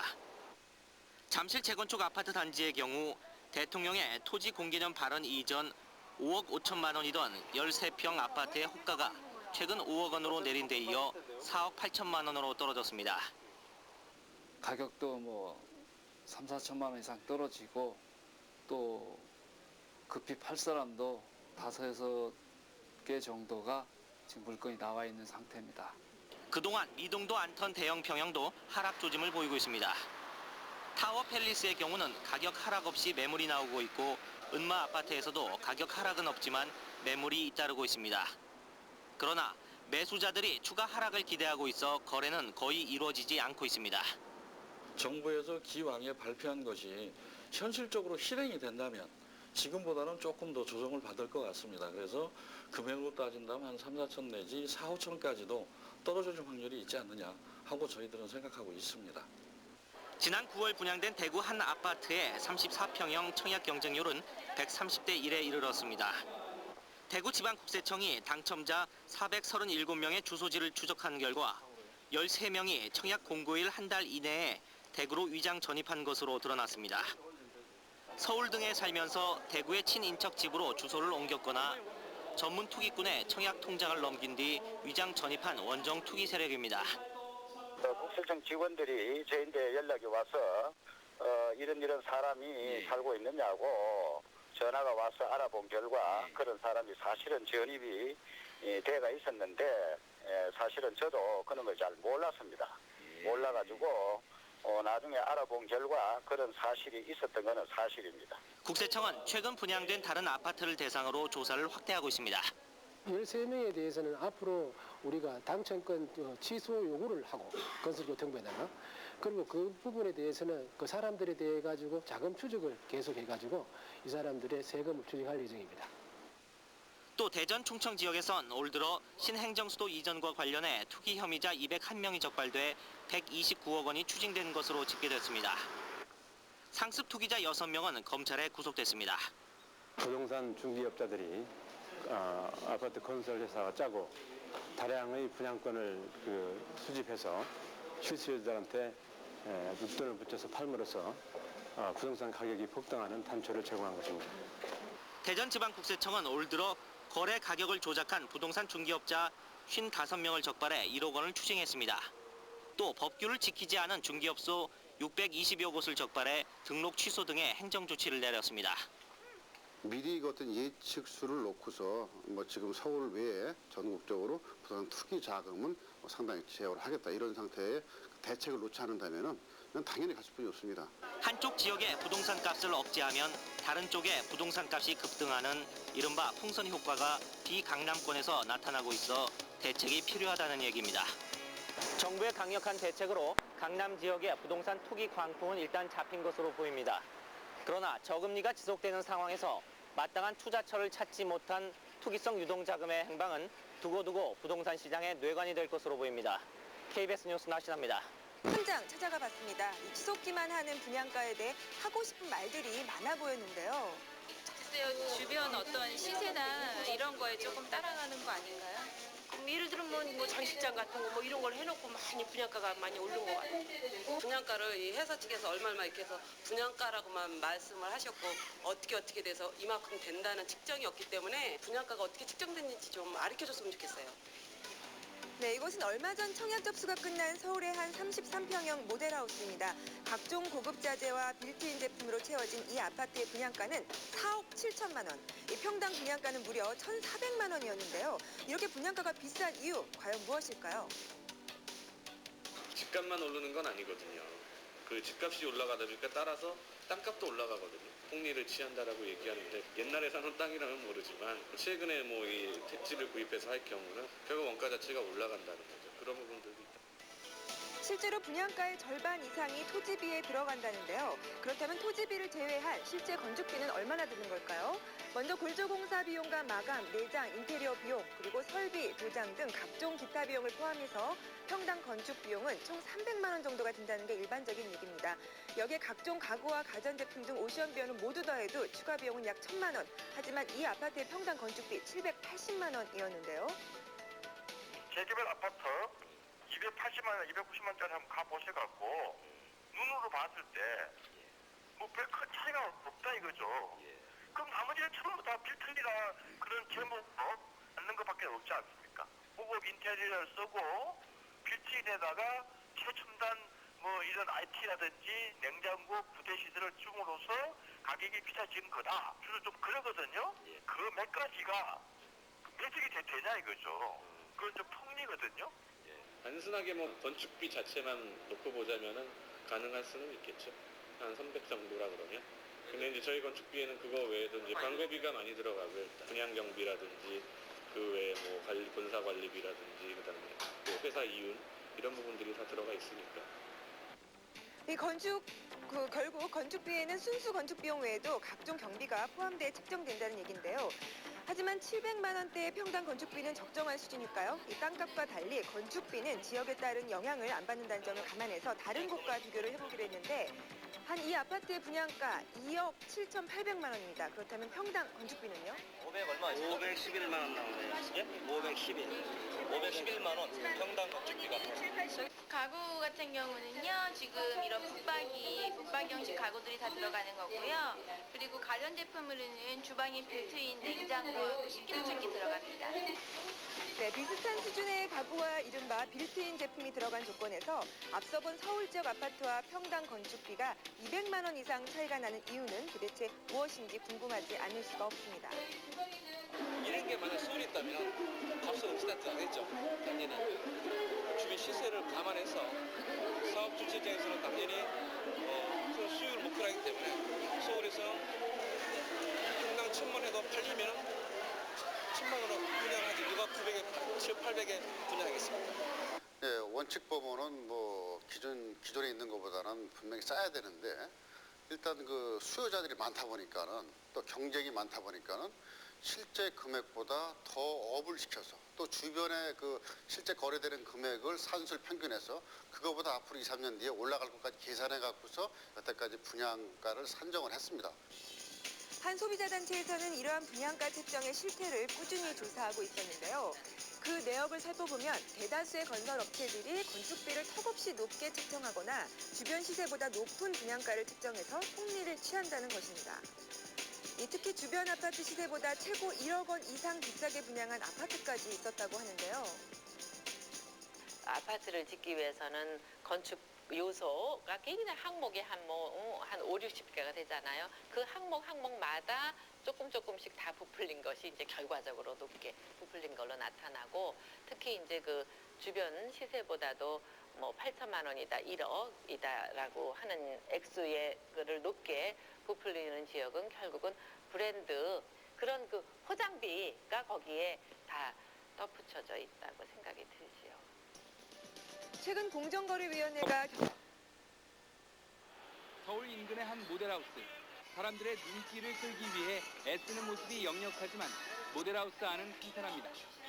벌써 1순위와 2순위 접수가 끝났는데 600가구 중 88가구만 계약이 이루어졌습니다. 아파트 분양권을 사고 팔아서 이익을 남기기 힘든 상황에서 부동산 시장이 실수요자 위주로 재편되고 있는 것입니다. 명함을 돌리던 떴다방들은 완전히 자취를 감췄고 그 자리에는 먹거리를 파는 행상들이 들어섰습니다. 분양하는 입장에서는 상당히 힘들다고 보고 있습니다. 최근 수도권 지역 아파트들의 청약률은 10%를 밑돌고 있습니다. 경기도 광주시의 한 아파트는 3순위까지 청약 접수가 끝났지만 90% 이상 미달됐고, 포천의 한 아파트도 280가구 분양에 240가구가 주인을 만나지 못했습니다. 실수요 시장으로 돌아섰기 때문에 이전같이 분양가를 마음대로 책정한다 그러면은 지속적으로 그 미분양은 나올 거라고 봅니다. 건설사들이 실수요자의 눈높이에 빨리 적응하지 못할 경우 분양시장의 침체는 장기화될 전망입니다. MBC 뉴스 이성주입니다. 또 다가구 주택과 빌라에서 두드러지지만 수도권에서는 새 아파트도 예외가 아닙니다. 집중 취재 먼저 김대용 기자가 보도합니다. 지난해까지만 해도 집을 내놓기만 하면 팔리던 서울의 한 아파트 단지입니다. 하지만 지금은 빈집이 쌓이고 있습니다. 매매가를 1, 2천만 원 내려도 사겠다는 사람이 없습니다. 관망세가 너무 많습니다. 또 요즘 주택 경기가 안 좋다 보니까 또 경계도 안 좋고 하다 보니까 수도권 지역은 사정이 더 심각합니다. 경기도 용인 등 최근 입주가 시작된 새 아파트 단지마다 10에서 20% 정도는 사람이 살지 않는 빈집입니다. 이곳에서는 준공 후에도 팔리지 않는 신축 빌라가 전체의 30%를 웃돌고 있습니다. 경매 시장에 쏟아져 나오고 있는 다세대 주택은 상당수가 1, 2층이 비어있고 건물 전체가 통째로 비어있는 곳도 적지 않습니다. 매매 나가는 사람도 없고요. 전세도 전혀 없습니다. 그래서 지금 낙찰받은 사람들도 지금 상당히 지금 고민에 빠졌습니다. 전문가들은 이 현상의 원인을 주택의 수급 불균형에서 찾습니다. 정부의 부동산 투기 억제 효과로 수요는 줄고 반대로 지난 2년간 건설업체들의 주택 공급 물량은 꾸준히 늘어났습니다. 올해 말까지 예정된 신규 아파트와 다세대 빌라 등 서민주택은 모두 44만 가구로 공급 과잉이 심화될 것으로 우려됩니다. KBS 뉴스 김대홍입니다. 선장, 동양 백지화, 벌써 개혁 후퇴. 쏟아지는 비판 여론에 당 지도부는 논란을 진화하느라 바쁘고. 그 공약은 지금도 그대로 유효합니다. 이렇게 저렇게 변했다 이렇게 너무 속상하지 마시고.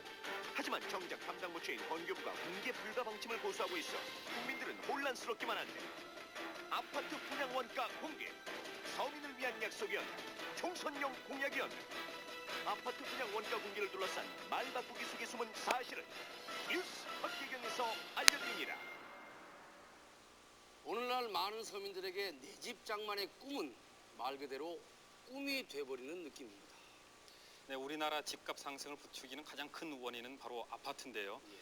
특히나 지난 5년 전 새 아파트 분양 가격이 자율화된 직후에 엄청나게 올랐습니다. 분양가 자율화 조치 이후 과연 얼마나 올랐는지 직접 보시겠습니다. 올해 서울 지역에 분양된 아파트의 평당 분양 가격은 평균 1,300만 원으로 조사됐습니다. 분양 가격이 자율화되기 직전인 지난 98년엔 637만 원이었습니다. 분양 가격이 자율화된 지 5년 만에 무려 2배 이상으로 폭등했습니다. 이에 따라 기존 아파트의 실제 매매가도 큰 폭으로 올랐습니다. 실제로 서울 강남 논현동의 43평짜리 이 아파트는 지난 97년 3억 원에 분양됐습니다. 그런데 지금은 6억 5천만 원에 거래되고 있습니다. 분양 가격과 마찬가지로 2배 이상 급등한 것입니다. 이 아파트 값이 급등한 과정을 보면 주변에 새 아파트가 분양될 때마다 올랐다는 점을 알 수 있습니다. 지난 2001년 이 아파트 주변에 41평짜리 새 아파트가 4억 3천만 원에 분양됐습니다. 그러자 이 아파트 값도 따라서 3천만 원이 올랐습니다. 이후 조금씩 올라 이 아파트 값은 지난해 12월 6억 정도였습니다. 그런데 인근의 43평짜리 새 아파트가 7억 5천만 원에 분양되자 6억 5천만 원으로 뻥충 뛰었습니다. 이런 현상은 분양가 자율화 이후 강남에서 시작돼 서울 전역으로 퍼졌고 이어 수도권으로 확산됐습니다. 아파트 분양가가 자율화되면서 주택업체들은 보급 마감재를 썼다며 분양 가격을 슬금슬금 올려왔습니다. 그런데 문제는 이런 고급화의 명분 아래 실제 추가된 비용보다 터무니없이 높은 가격을 붙여 아파트 가격 상승을 부채질했다는 것입니다.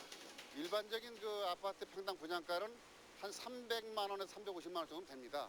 그 건설업체들이 분양가를 많이 받기 위해서 그 내부 시설물을 좀 더 집어넣거든요. 평당 한 100만 원 정도의 그 금액만 더 집어넣는다 그러면은 뭐 외제 대리석이라든지 아니면 뭐 고급 월풀 욕조라든지 에어컨까지 넣을 수가 있습니다. 그렇게 한 100만 원 정도 투자를 해서 분양가는 한 500만 원 이상을 받거든요. 근데 분양 원가를 공개하라. 그렇다면 정확히 어떻게 하라는 겁니까?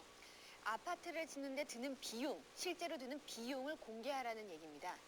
여기서 원가를 이루는 가장 큰 두 가지 부분은 땅값과 건축비라고 보시면 될 텐데요. 소비자들은 이 원가에다가 건설업체의 이익이 더해진 가격으로 아파트를 사는 겁니다. 그런데 보셨다시피 저렇게 분양가가 뛴 데는 이 건설업체가 지나치게 이 폭리를 취하고 있다는 의혹이 불거진 거고요. 그렇기 때문에 원가가 도대체 얼마인지 한번 공개해보라는 얘기가 나온 겁니다. 작년 11월에 분양한 상암지구 7단지의 분양가는 평당 1,210만 원. 그런데 이보다 6개월 전에 분양한 2, 3단지가 평당 550만 원 선이었습니다. 분양가가 무려 2배나 뛰자 지나치다는 비판이 쏟아졌고 원가를 공개하라는 요구가 거셌습니다. 올 2월 서울시 도시개발공사는 6개월 만에 분양가가 2배 오른 상암지구 7단지 아파트 40평형의 원가를 공개했습니다. 땅값은 305만 원, 건축비는 340만 5천 원이었습니다. 여기에 토지비 이자와 일반 관리비 등을 합한 기타 비용이 평당 90만 2천 원, 736만 원이라는 원가가 나온 겁니다. 분양가 1,210만 원보다 474만 원이 낮았습니다. 39.2%의 이익을 취한 셈입니다. 7단지 원가 공개로 파문이 일자 도계공은 다음 달 분양 예정인 5, 6단지 아파트는 원가를 공개하지 않기로 방침을 세웠습니다. 한번 공개했으니까 아니 우리는 분명히 정직하게 공개를 했는데도 그렇게 못 믿어하고 부풀렸다. 서울대구 부산 등 지자체의 도시개발공사가 분양 원가를 공개하면서 이번에는 주택공사에 대해서도 원가를 공개하라는 압력이 거세졌습니다. 주택공사가 작년 8월에 분양한 인천시 부평구 삼산지구 2단지. 당시 33평형의 분양가는 1억 9천만 원이었습니다. 그런데 주민들은 바로 1년 전에 바로 옆에 분양된 같은 평형의 주공 아파트는 이보다 4천만 원이 싼 1억 5천만 원이었다며 원가 공개를 요구했습니다. 갑자기 1년 만에 4천만 원을 상승시켰다는 거는 적절한 설명이 필요하다고 봐요. 그러나 주공 측은 원가 공개를 거부했습니다. 그러자 주민들이 자체적으로 원가를 산정했는데 1억 9천만 원에 분양된 33평짜리 아파트 원가는 9천만 원으로 51%의 이익을 남겼다고 주장했습니다. 집 없는 사람, 모처럼 집을 마련해가지고 주거 안정을 꾀하려고 하는 사람, 수년 동안 무주택이었던 사람, 그런 사람들이 열심히 노력하고 애써서 마련하려고 하는데 여기서 이렇게 과도하게 폭리를 취하는 것은 그릇된 것이고, 이에 대해 주공 측은 주민들이 공개한 원가는 임의로 산정한 부분이 많아 문제가 있고 여기서 얻은 이익도 공공개발 사업에 쓰인다고 밝혔습니다. 사실이냐 아니냐 하는 부분보다는 실질적으로 어떤 부분이 우리 묵주택 서민들한테 도움이 되느냐, 혜택이 돌아가느냐 하는 부분에 포커스가 맞춰져야 된다고 저는 생각합니다.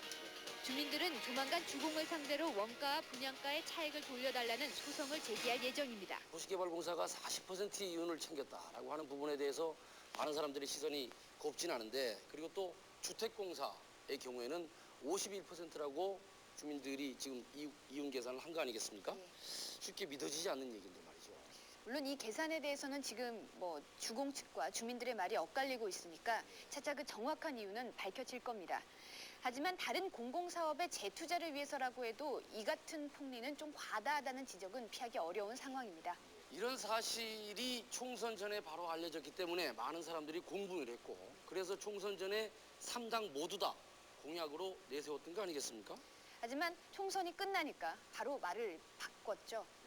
게다가 대통령까지 나서서 이 분양원가 공개를 반대한다고 나서니까 이 논란이 아주 뜨거워지고 있습니다. 총선 전 3당은 저마다 원가 공개를 공약으로 내걸었습니다. 분양하는 아파트의 원가 공개를 강력하게 촉구를 했습니다. 그런데 총선에서 승리한 열린우리당은 공약했던 분양원가 공개 대신 원가 연동제를 도입할 방침이라고 밝혔습니다. 원가 연동제가 더 실효성이 있을 것으로 이렇게 당정이 밝힌 원가 연동제란 땅값과 실제 건축비, 즉 건설 원가에 건설사의 적정 이윤을 더해 분양가를 결정하는 제도입니다. 즉 원가를 그대로 밝히지는 않으면서 정부가 원가를 고려해 적절하게 분양가를 규제하겠다는 것입니다. 원가 연동제는 기업의 자율성도 보장하면서 분양가가 턱없이 오르는 것을 막을 수 있는데 효과적이라는 설명입니다. 기본 목표는 주택가격 안정이고 서민주택을 안정적으로 공급하는 데 목표가 있단 말이에요. 근데 그 목표가 실효성이 있는 게 그 공개제보다는 원가 연동제가 훨씬 좋은 제도라고 생각을.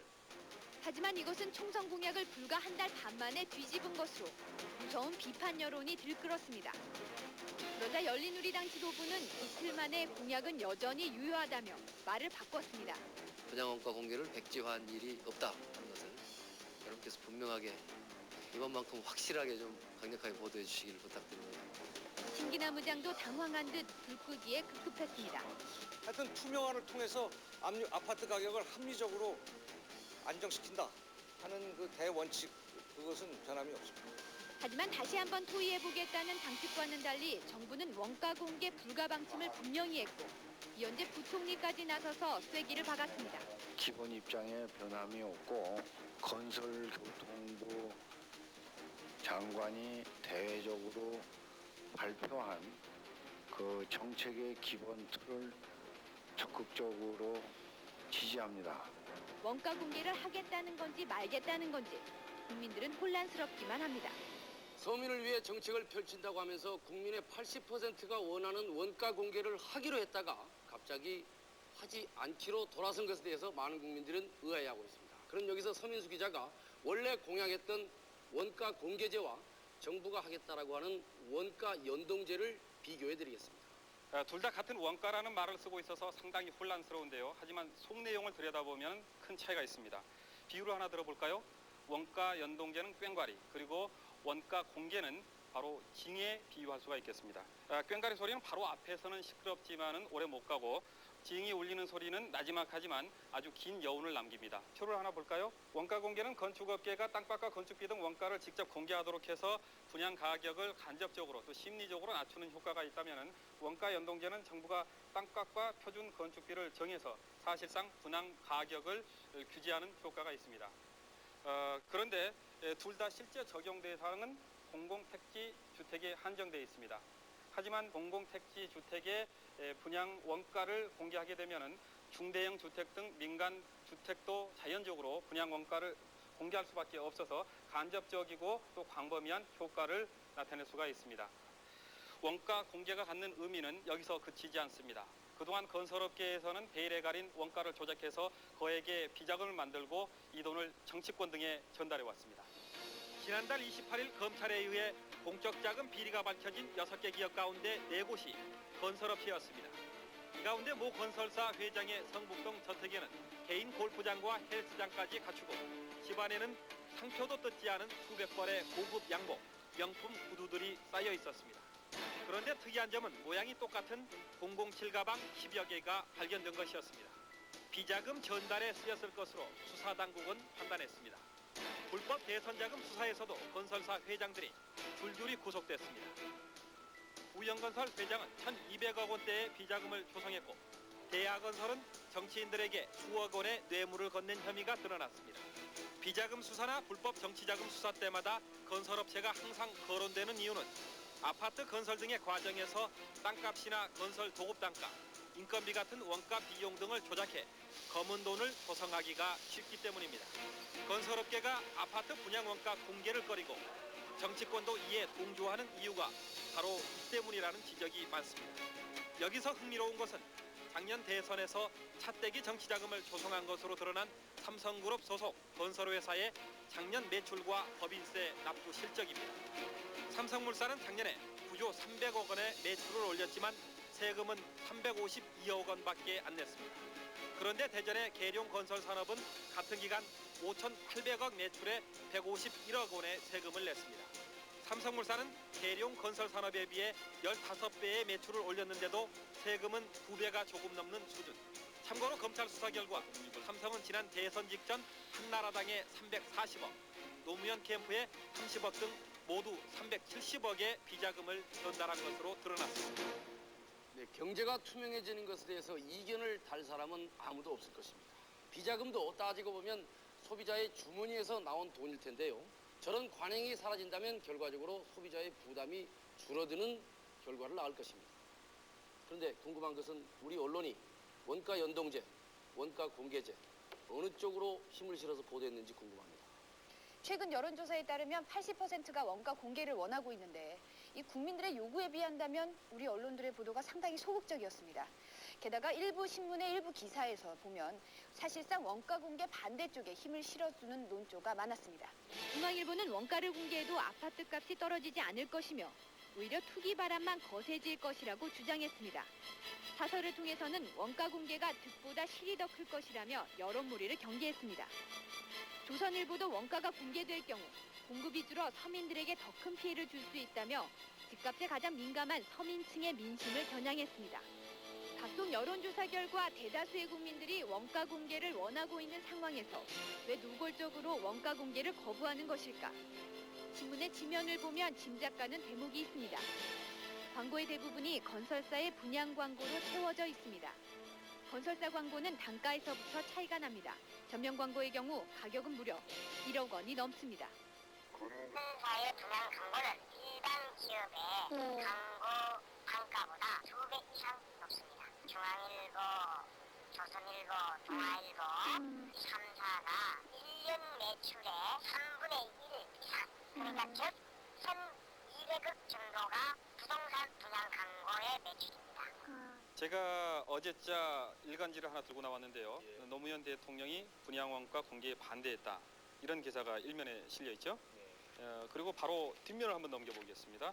맨 마지막 면에 벌써 이 아파트 분양 광고가 실려 있습니다. 몇 장 넘겨볼까요? 네, 여기도 역시 아파트 분양 광고인데 이번에는 주공아파트 분양 광고입니다. 주공아파트입니다. 예. 그리고 한 장을 넘기니까 또 역시 롯데캐슬 아파트 분양 광고. 예, 그렇습니다. 다음이 부동산 광고. 예, 부동산 광고고 그 다음 연도 역시 상가 광고입니다. 그 다음에는 고급 역시 아파트 광고죠. 예, 아파트 분양 광고네요. 예. 역시 또 부동산 광고입니다. 전면 아파트 분양 광고네요. 예, 그렇습니다. 그 다음 연도 역시 아파트 분양 광고고요. 전면 아파트 분양 광고. 예. 포스코 건설. 역시 아파트 분양 광고입니다. 예. 그래서 제가 한번 분석을 해봤더니 전체적으로 광고 가운데 42.7%가 아파트나 상가 분양 광고였습니다. 예, 광고에 의해서 운영되고 있는 신문사의 입장 이해 안 되는 바는 아닙니다. 하지만 80%가 넘는 국민이 원가 공개를 요구하고 있는데 신문 영업과 국민의 이익 사이에서 어떤 것을 선택할 것인지 좀 더 신중하게 고민해 주시기 바랍니다. 그리고 정치권도 국민의 요구를 잘 헤아리기 바랍니다. 대통령이 국회에서 경제 위기론에 대해 한마디 하자 일제히 반박하고